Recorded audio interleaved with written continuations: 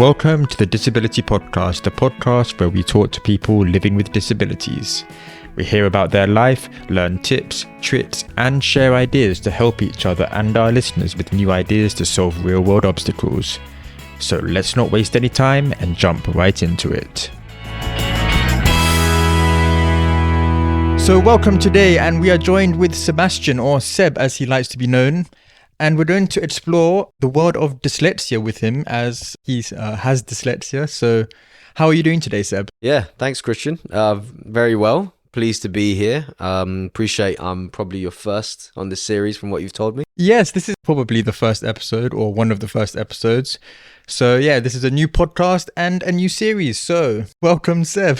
Thank you. No, it's an interesting concept for me, and actually it was nice to have the opportunity to think more thoroughly about myself and my life. So yeah, thanks for allowing me to share. Tell us about sort of your early years and how you sort of developed into the person you are now. I'm 27, born and raised in London, outskirts of London in Stanmore. And actually, to be fair, at this point, I'm still trying to work it out. You know, it's about 5 or 6 years since graduating as an aeronautical engineer.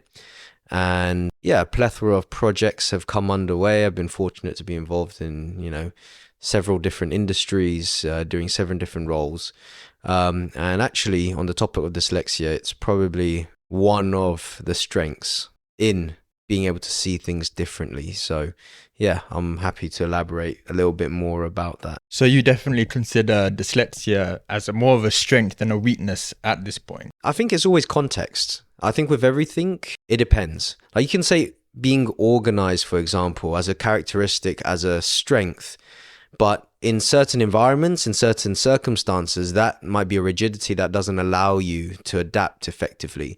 So I think it's about context and who defines these so-called strengths. What is the desired outcome? So context and situation. So it really depends, day to day and what's happening on that particular day. Exactly. So why don't we then start when your life gets after secondary school, beginning of university? I mean, that's a big time in anyone's life. How did dyslexia affect you then? So back then in around secondary school, I was not aware of my dyslexia.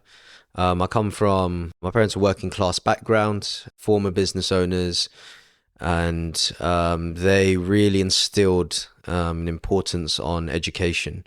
So I focused a lot of my efforts into my academic abilities, went to state school, and my parents believed in investing in private tuition. So out of school, I would attend classes for subjects that I specifically was looking to pursue into GCSE, or just was finding a little bit of difficulty in. You had state education, and then you had the private tuition for subjects that meant a lot to you or you found interesting, but also the ones that you found a little bit more of a struggle. Exactly.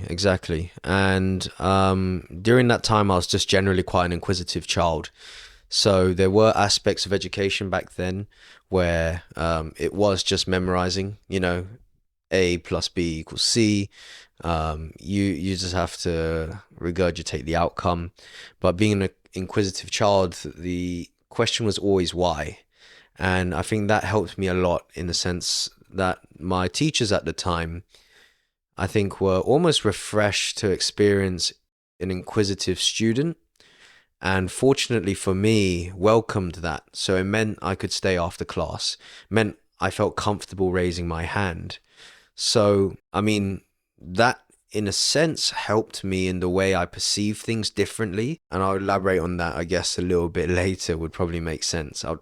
Something to come back to. So you want to know the root cause of why A plus B equals C, for example. Mm-hmm. Does that help in future, like in your university / A levels? Because if you know, from my point of view, if you know why A plus B equals C, then you also know why C plus D equals E. Exactly. It's from the first principles. So your ability to approach new challenges is not whether you are familiar with it or not, but it gives you the capability to be able to understand it contextually and then apply transferable and adaptable skills, which is very useful.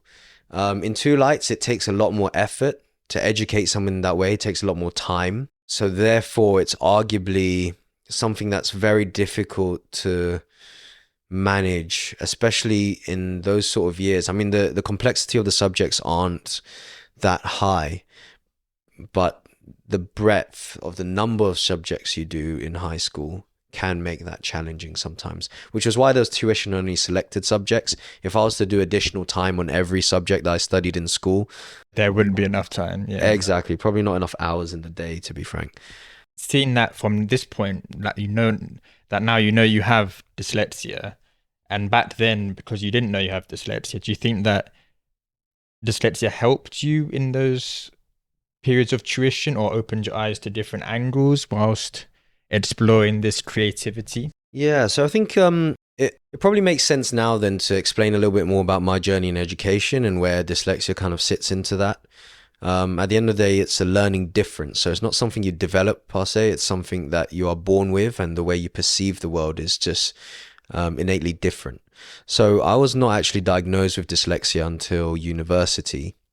In the second year, when I realized, whilst not having the additional time to explore concepts so thoroughly, and also just the increase in terms of amount of like academic text I had to get through to explore certain ideas, I felt I was starting to lag a little bit behind.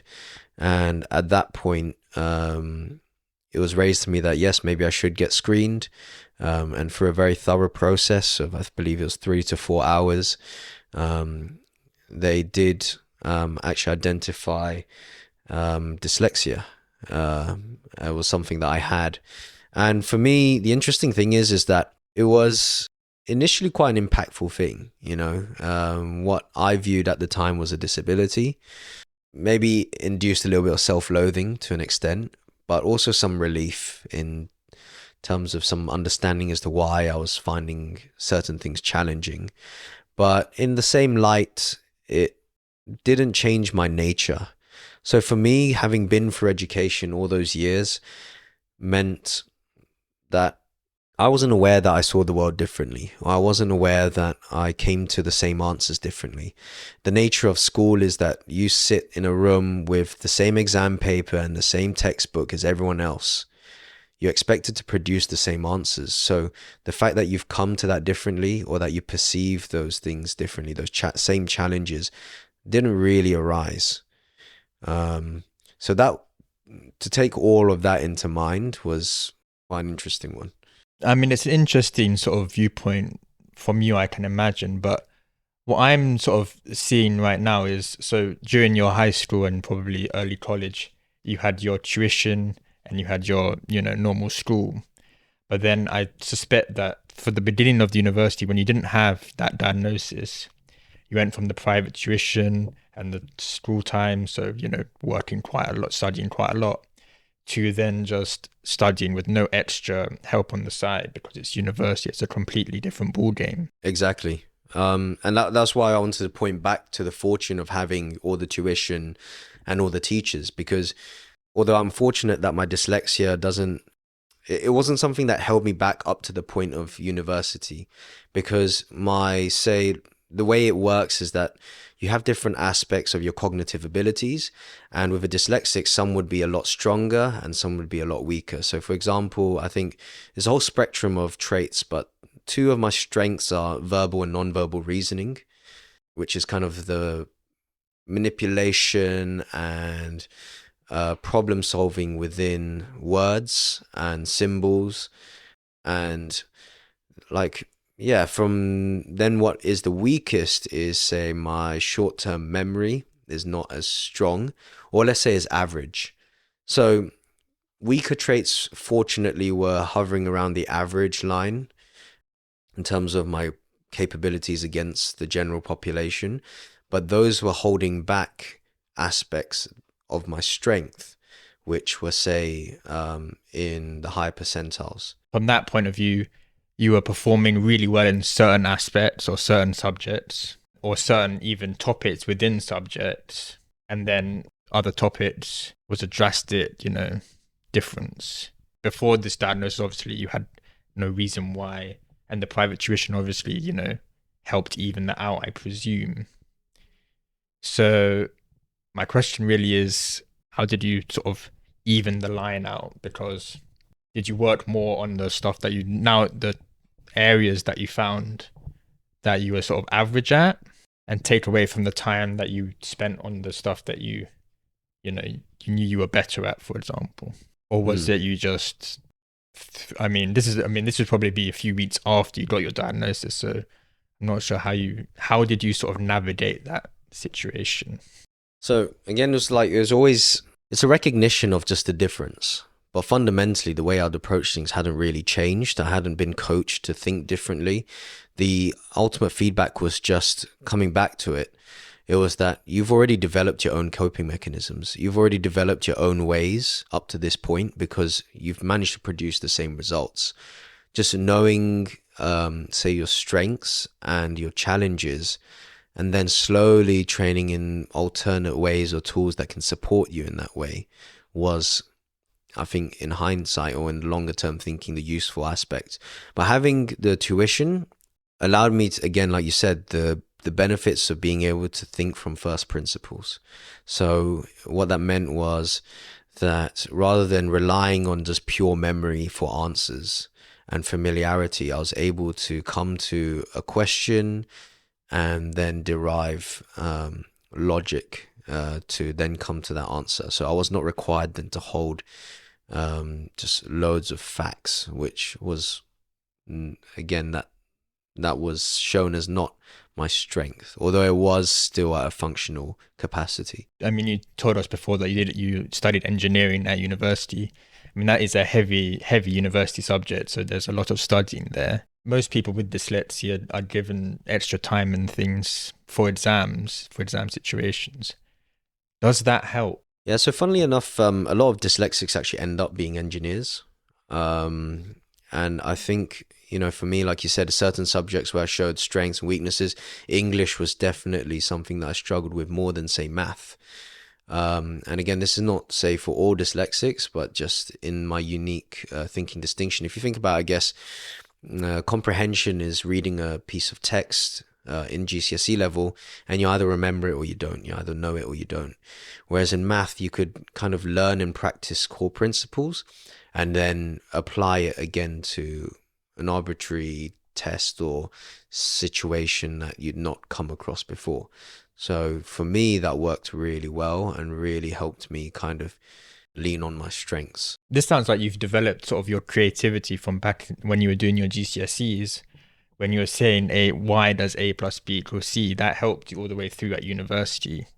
Even though you didn't realize it, that creativity, which meant that, asking why in these such situations made university easier in some sense. Yeah. So what I found was I only saw dyslexia after being diagnosed in like the negative light. But it was actually an organization called Made by Dyslexia that helped me connect with all the potentially very leverageable and actually in-demand skills of today's world that dyslexia brings. So like you said, the creativity aspect of it, dyslexics tend to be more creative.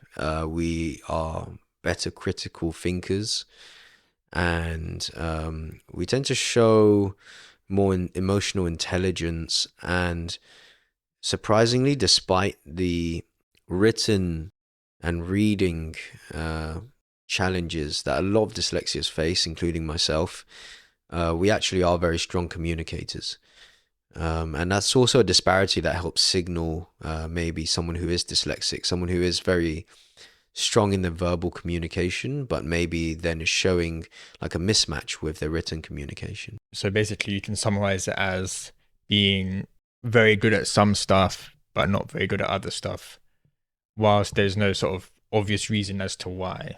For example, if you have a physical disability, yes, they can be very good academically, but obviously they're not going to be as good playing sports in the general sense. Normally someone who's academic can do both, maths and English to a equivalent level, I'd say. Yeah, I think that's the thing with kind of cognitive differences is different, and it's difficult because you don't see the physical difference. The output from an academic standpoint was the same for me.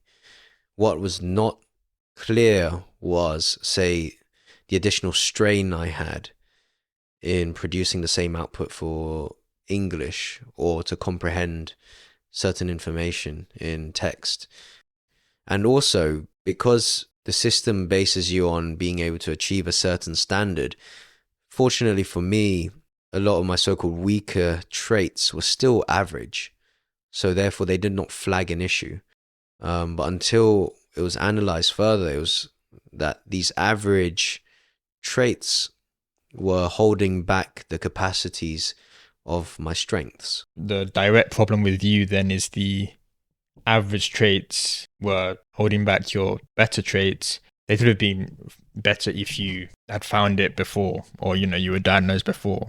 Or if you're neurotypical, then your current strengths would be even stronger. Potentially. I don't really understand how it works. I don't know, again, if maybe these developed as strengths in order to cope with the other traits that were, or compensate for the other traits that weren't as strong. But ultimately, yeah, it's just knowing, I think, different. Yeah, I don't think anyone will know. Especially, you never actually know how it affects you to the point, because you can only say from personal experiences, obviously, and how you've seen the world and how you acted in the world. So coming off on that, you said that sort of communicating was a strength of your dyslexia. So my question is, because university is, yes, it's an academic place, but it's also a very sociable place. Was it easier to make friends, and then on top of that, did those friends then help you progress in sort of the academic places, which you might have faltered? Yeah, absolutely. I think, funnily enough, a few of my friends as well, I guess, also got diagnosed with dyslexia, or had discovered actually had dyslexia as well. At the time, it wasn't a topic that was very openly discussed or raised. And I think in the nature of just the way our university systems work at the moment as well, the way you express your understanding and are assessed is very written. And so therefore, that in its nature, knowing my communication skills are much weaker in written form than it is in verbal form, doesn't fully represent my capabilities or my understanding of the subject. And then I felt a bit disheartened, because it was like my full capabilities and capacity weren't being realized. Exactly. And on this piece of paper that I was supposed to get out of education, that was going to display what my capabilities and capacities were to a potential employer or opportunities in the future, was not actually representative of what I was actually capable of. And also in the nature of just the teaching methods as well. I think I'm much better in a practical setting, one that is a kind of a more engaged and open dialogue where curiosity can lead the lecture or lead the learning experience, rather than, say, a structured monologue the typical lecture tends to take. So, you said that some of your friends also have dyslexia, but you also said that it wasn't really a talked about subject. Then assume that none of you actually knew each other had dyslexia, especially at the beginning when you first met. Did sort of you support each other just in general then, without obviously knowing each other had dyslexia, for example? Yeah, absolutely. I think generally anyway, again, I only know my experience, and to know I think differently helps, but fundamentally it's still the only experience I can really compare to. And always, I think in life, it's important to, if not be able to communicate effectively how different you are, to have people who understand how you work best and people that you can work well with. And definitely having people who could empathize, could understand where we're coming from, and also think in a way that worked for us and for myself, helped a lot. So one thing about dyslexics is that say we're not great at memorizing certain things, but we're great at exploring ideas, and the way we ingrain new knowledge is for exploring it holistically. So having a group of other people who think in a similar way means that we can take to a subject, explore it in many angles, be creative in our thinking, in our discussions about it, and then come to a more holistic understanding of what we're trying to actually grasp. The challenge is that to grasp one fact can take a long time. Yeah. And because it's not only the fact, but I think it's breaking that fact down to its core principles. But in the UK, engineering as well is actually a 3-year course, where in other countries it's a 5-year course. So you can imagine how condensed the content is. So there's a constant battle of, do we understand and continue to work to our strengths in learning the core principles at the risk of falling behind the syllabus?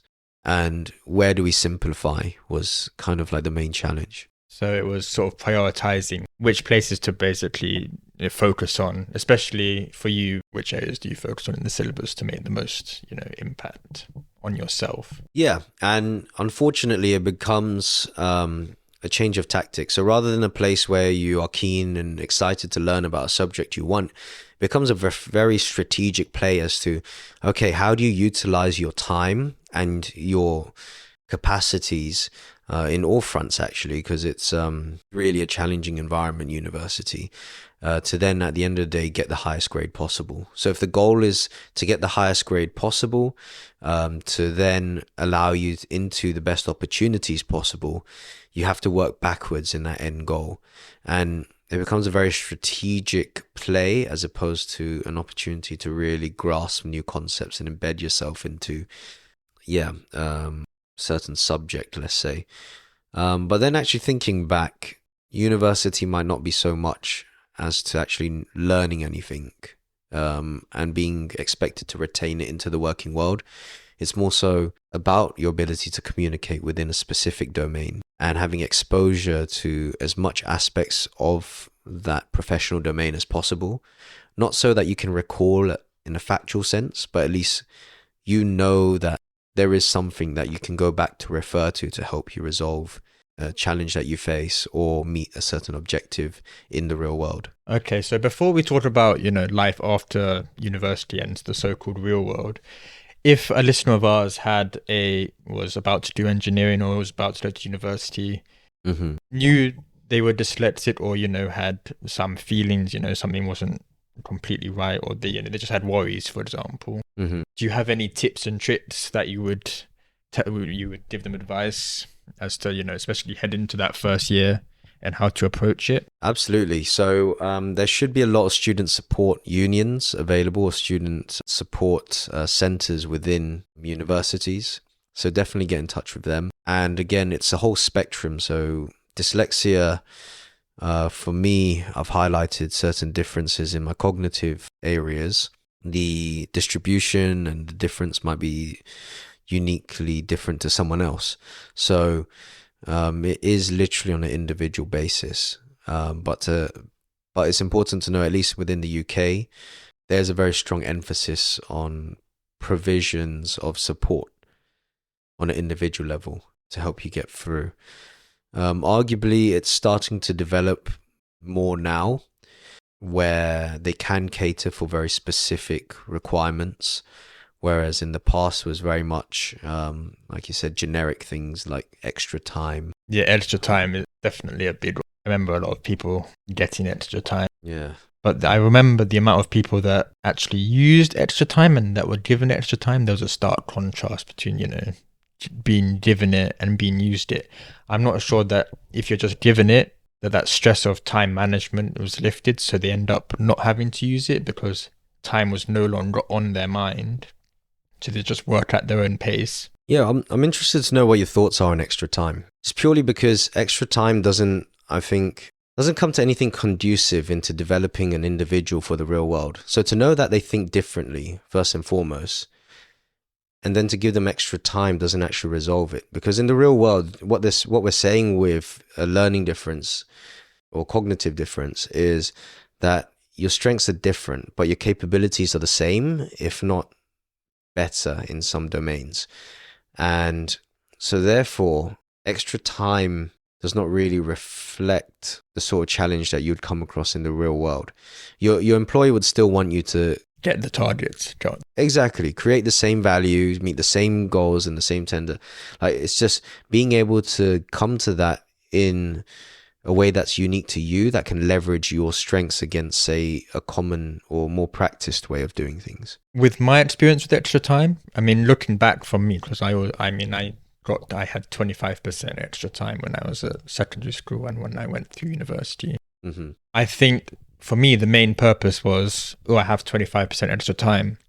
Now I do not have to keep looking at the clock. I do not have to worry about time. More often than not, I would complete the exam within the time limit just because the stress of time management wasn't there. So in that sense, it's good, yes. And so, I mean, that carries forward. In the real world, you just have to, I mean, it's all, yes, you have to time manage, but if you time manage correctly, which I think is easier, I mean, if you focus on it, it's not the hardest thing to do to time manage, especially, your 9 to 5 because you're doing it every day. So time manage that, I think, with the experience that you get from university, if you have that extra time, it's all just practicing time management at the end of the day, isn't it? So whether it's because you get more time or you have less time, you're still managing your time and managing your resources, basically. It's all about management of resources, I think. Yeah, I agree. So therefore, like, I think the extra time isn't so conducive as to say a personal assessment to say, okay, you're dyslexic. What will assist you is maybe to express yourself through dictation or through a verbal assessment or through, say, rather than reading through pages of questions in an exam, to have the capabilities of using text to speech. See, so rather than giving extra time, you give adaptive tools which arguably should be available in the working world. So rather than getting people used to being, say, less productive as time being a factor on the delivery of a project in the real world, to then start implementing individual adaptations that allow you to meet the same deadline and then emphasize specific strengths within that as well. But I guess using those tools, it becomes very difficult, right, as to how can you fairly assess?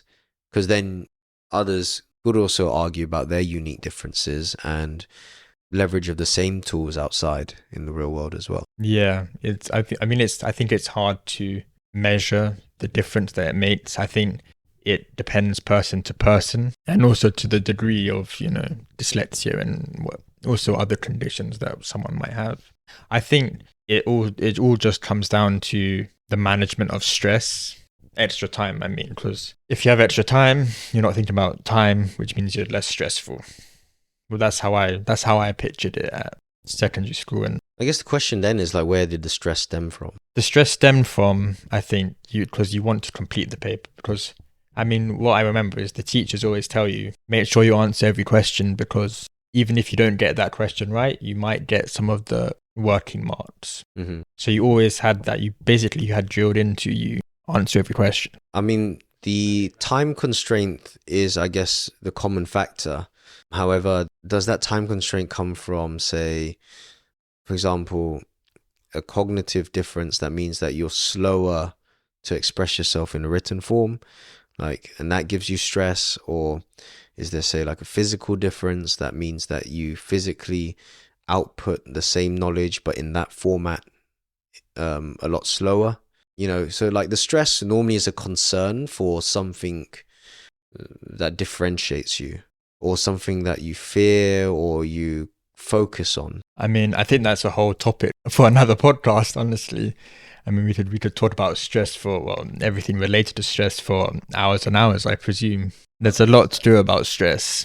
So the stress is a common thing, but I think the interesting thing is like how it uniquely differentiates for people. So like say for me is my dyslexia, but then say someone who is visually impaired, the constraint is still the same, the stress is still the same, but the fundamental challenge is different. And I think that for me is also how I see dyslexia and how I interact with the real world, which is why it's an important factor for me. That does make sense, yeah. We're going to have to finish this podcast episode in a minute, but one final question, a bit more of a lighthearted question, is what are you looking forward to in the future?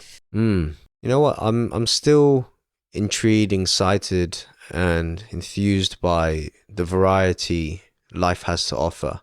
Whether it's directly due to my dyslexia, I think my inquisitiveness means I've been in like a varied range of projects and industries. But I think because of my dyslexia and ability to think from first principles and to think of concepts more holistically, I'm able to embed myself into these situations, be very adaptable, and then actually start to become very productive very quickly. So I guess down the line, it's finding a way to align this into a more set way where I can develop a depth of skill. So at the moment, I feel I've got a lot of breadth, in the sense of, had a range of roles, worked with a range of people in a range of different environments in different countries. But that allows me to have a very holistic view. But I think there's a specialty within that, and I'm still not sure what that is yet.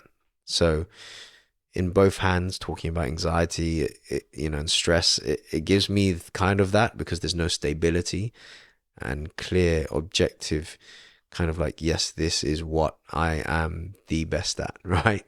Yeah. But it is also exciting, and it's kind of, it goes back to that old saying, jack of all trades, master of none, but better than a master of one. And where we place that balance between a jack of all trades and being a master and specializing and over specializing is kind of the big question mark of today's world. With the leverage of technology, with the access to information, is like, where do we allocate our capacities and where to focus? Yeah. Where to focus your energy and your direction, really.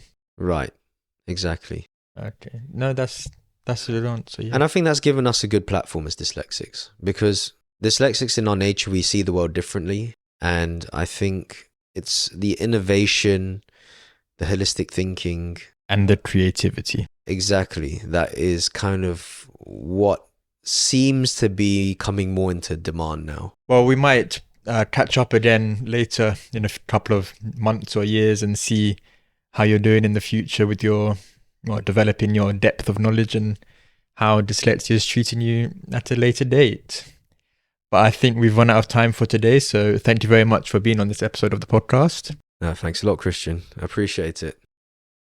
That was Sebastian Teh talking all about his dyslexia, how he discovered it, how he overcame the difficulties, and how he uses it as a tool to succeed with. If you want to know more, we will link his information in the show notes. But unfortunately, that's all for now. But we're already looking forward to the next episode. See you there.